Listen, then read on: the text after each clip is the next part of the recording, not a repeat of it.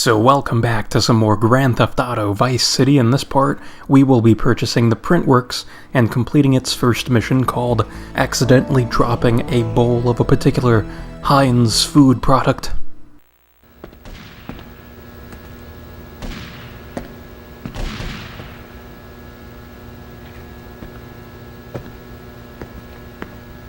Mr. Vassetti?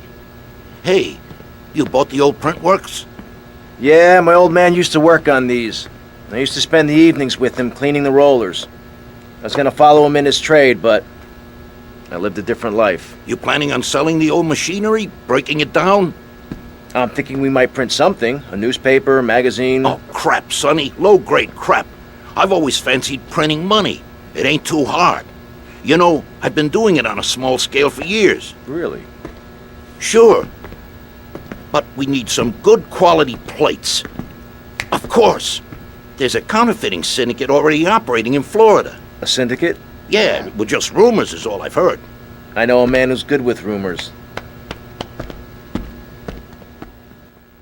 So during that cutscene, we've got a bit of a rare occurrence, and actually, during this mission, we have two rare occurrences, and that this second one, I guess, would be the Kaufman cab spawning across the street there, which normally never happens in these missions, and really at all in this game. The only instance in which a Kaufman cab will spawn like that is when you fail a mission through dying, and then at the hospital you respawn at, you'll also have a Kaufman cab spawn in, and that cab will take you to wherever you activated doing the mission at. So in the case of this mission, if we failed it through dying, then the cab would take us to the printworks. So that's a cool feature that I've never shown off because I'm a true professional at this game and all that. Well, you know, I'm mostly joking, but you know, either way, the first thing I wanted to talk about though was that you never really get to see Tommy have a more personal relationship.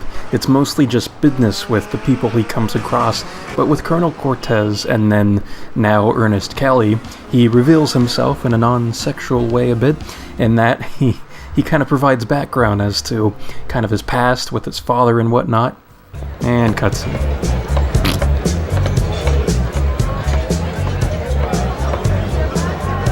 Look at the arse on that. Alright, girls, you're lost, mate, innit? Alright, me old China. How's it hanging? What do you know about counterfeiting? Oh, I'm fine, Paul. How about you? Come here! Oh, alright. You're obviously a busy man. All I know about Dodgy Reddies is to try and supply the plates. Fuck! You know. They've got a shipping company down the docks. The boss man would know when the plates are coming in next. Thanks, Paul. What's the matter with you, you maniac? Give me another drink, lively. I mean, it's like a night and day difference there in the way in which Tommy interacts with Kent Paul versus the way he interacts with Ernest Kelly, which you can make the argument that Kent deserves it a bit more because he seems more scummy than Ernest at least appears, because you can't completely let Ernest off the hook because he is the one that recommended that Tommy convert the printworks into a counterfeit money printing operation, and that's a pretty high-end criminal activity, so he's not completely clean. But besides that, if you can get past that, he seems like a nice old dude, so, and, you know, add on the fact that Tommy seems to see his own father in Ernest Kelly, so, yeah, you know, that's some pretty interesting stuff.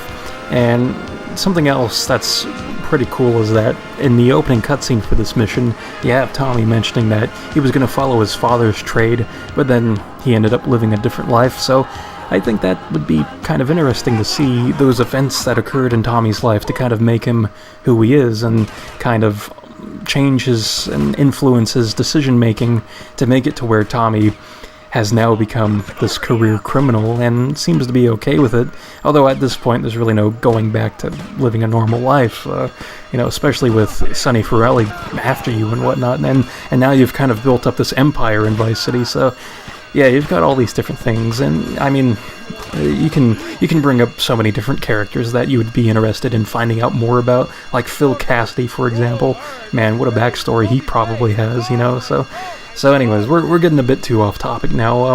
In this mission, after speaking with Kent Paul, you need to go to this boat And on this boat, you have this giant gang of security guard pedestrians and a gang boss located in that dark room that Tommy went into, and I'm assuming Tommy gave that guy the Vercetti Prison Special by the sounds of the dialogue, which I did not play because there's just like this glaring alarm that's super, super loud. It's the same alarm that gets played during the mission The Job for the Malibu Club, and in that context it's okay, but here the dialogue isn't super important, and it's just a super glaring sound. It's like my tinnitus is already bad enough from listening to Lorde on super high volumes, which, by the way, the song Greenlight took a while to grow on me, but man, it is just, it's fantastic stuff right there. But also, it's like the dialogue isn't important because it's implied that you're given the specifics as to where Tommy can find himself some plates to begin this counterfeit money printing operation. Now, that's actually what we're going to be doing in the next part during the mission Hit the Courier. We're going to be stealing those plates, so that's going to be a lot of fun, actually. I like that mission quite a bit, so I suppose that concludes this part, and you know what we're doing in the next part, so until then, I will see you next time.